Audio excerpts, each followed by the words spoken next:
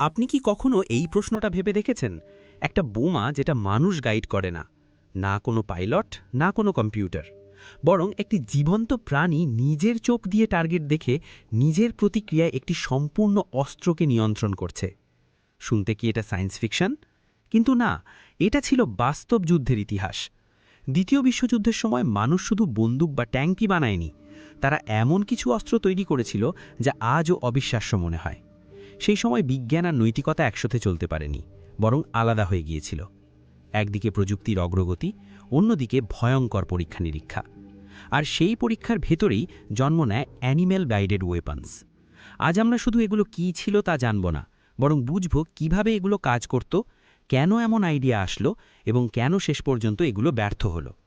১৯৪০-এর দশকে যুদ্ধের সবচেয়ে বড় সমস্যা ছিল অ্যাকিউরেসি। কারণ তখনকার বোমা ছিল ডাম্ব ওয়েপন্স, মানে বোমা ফেলা হতো কিন্তু কোথায় পড়বে সেটা নিশ্চিত ছিল না।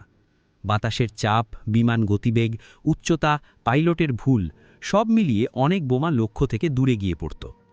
তখন কিছু বিজ্ঞানী ভাবলেন মানুষ ভুল করতে পারে, কিন্তু প্রকৃতি কি পারফেক্ট কিছু তৈরি করেছে? তারা লক্ষ্য করল পায়রা খুব ভালোভাবে ভিজুয়াল প্যাটার্ন চিনতে পারে। যদি তারা বারবার একটি ছবি দেখে, তারা সেটাকে মনে রাখতে পারে। এখান থেকেই জন্ম নেয় ধারণা, পায়রা যদি ছবি চিনতে পারে তাহলে কি সে টার্গেটও চিনতে পারবে?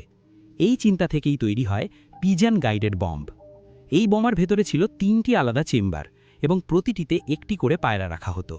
কারণ একজন ভুল করতে পারে, কিন্তু ৩টে পায়রা একসাথে সিদ্ধান্ত নিলে অ্যাকিউরেসি বাড়ে। এটা ছিল এক ধরনের বায়োলজিক্যাল এআই সিস্টেম। বোমার সামনে ছোট একটি স্ক্রিন বসানো হতো, সেখানে টার্গেটের লাইভ ইমেজ দেখানো হতো।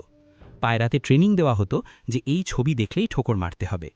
যখন বোমা আকাশে থাকত, স্ক্রিনে টার্গেট দেখা যেত এবং পায়রা সেটি চিনে নিত। যেই মুহূর্তে টার্গেট সরে যেত বা ঠিকমতো অ্যালাইন হতো, পায়রা ঠোকর দিত। সেই ঠোকর একটি ইলেকট্রিক্যাল সিগন্যাল তৈরি করত। সেই সিগন্যাল কন্ট্রোল ফিন্সকে অ্যাডজাস্ট করত এবং বোমার দিক পরিবর্তন হতো। অর্থাৎ পায়রাই ছিল মিসাইল গাইডেন্স সিস্টেম। বোমার সামনে ছিল হাই এক্সপ্লোজিভ ওয়ারহেড, যা লক্ষ্যবস্তুতে আঘাত লাগলেই ভয়ঙ্কর বিস্ফোরণ ঘটাত। যদি সব ঠিকভাবে কাজ করত, তাহলে এটি হতে পারত প্রথম বায়োলজিক্যাল স্মার্ট বম্ব। এই অস্ত্র বিমান থেকে ফেলা হতো এবং এরপর নিয়ন্ত্রণ চলে যেত পায়রার হাতে। কিন্তু বাস্তব যুদ্ধক্ষেত্র কোনো ল্যাব ছিল না। সেখানে ছিল নয়েজ, স্মোক, এক্সপ্লোশন এবং কেয়স। পায়রা ভয় পেয়ে যেতে পারত, বিভ্রান্ত হতে পারত। আর সবচেয়ে বড় সমস্যা ছিল সামরিক বাহিনী কখনোই একটি পাখির ওপর সম্পূর্ণ বিশ্বাস করতে পারেনি। ফলে এই প্রজেক্ট শেষ পর্যন্ত বন্ধ হয়ে যায়। এরপর আসে ব্যাট বম্ব কনসেপ্ট।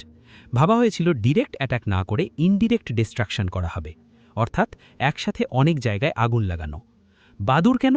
কারণ তারা অন্ধকারে চলে, ছোট জায়গায় ঢুকতে পারে এবং হাজার হাজার একসাথে উঠতে পারে।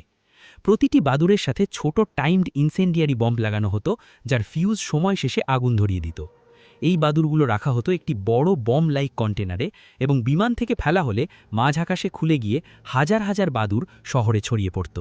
তারা ঘরের ছাদ বা কাঠের জায়গায় লুকাতো এবং টাইমার শেষ হলে একসাথে ছোট ছোট আগুন শুরু হতো। ফলাফল হতো একটি শহরের শত শত আগুন, যা নিয়ন্ত্রণ করা প্রায় অসম্ভব। কিন্তু পরীক্ষার সময় দেখা যায় কিছু বাদুড় আগেই উড়ে যায়, কিছু নিজেদের মিলিটারি বেসে লুকায় এবং টাইমার শেষ হয়ে সেখানে আগুন লেগে নিজেদের বেসেই আগুন লেগে যায়। ফলে এই প্রজেক্টও ব্যর্থ হয়। এরপর আসে সবচেয়ে ভয়ঙ্কর আইডিয়া, অ্যান্টি ট্যাঙ্ক ডগ। এখানে কুকুরের শরীরে লাগানো হতো হাই এক্সপ্লোজিভ ডিভাইস এবং একটি প্রেশার ট্রিগার। কুকুরকে ব্রুটাল ট্রেনিংয়ের মাধ্যমে শেখানো হতো যে ট্যাঙ্কের নিচে খাবার আছে। ফলে যুদ্ধক্ষেত্রে কুকুরকে ছেড়ে দিলে তারা ট্যাঙ্কের নিচে দৌড়াতো এবং প্রেশার সেন্সার অ্যাক্টিভেট হলে বিস্ফোরণ ঘটত। এতে ট্যাঙ্ক ধ্বংস হতো। কিন্তু সমস্যা ছিল কুকুর পার্থক্য বুঝতে পারত না কোনটা শত্রুর ট্যাঙ্ক আর কোনটা নিজেদের, ফলে অনেক সময় নিজেরাই ক্ষতিগ্রস্ত হতো। এইসব প্রজেক্ট আমাদের একটা জিনিস শেখায়, দ্বিতীয় বিশ্বযুদ্ধ শুধু যুদ্ধ ছিল না, এটা ছিল মানুষের সীমা পরীক্ষা করার একটি সময়।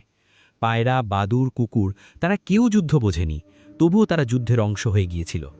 শেষ পর্যন্ত এই গল্প আমাদের একটা কঠিন প্রশ্নের সামনে দাঁড় করায়, মানুষ যুদ্ধ জিততে গিয়ে মানবতাকে কতটা হারাতে পারে। তো বন্ধুরা, ভিডিওটা কেমন লাগলো? এমন অদ্ভুত আর ভয়ঙ্কর ইতিহাসের গল্প যদি ভালো লেগে থাকে, তাহলে অবশ্যই কমেন্ট করে জানাতে ভুলবেন না।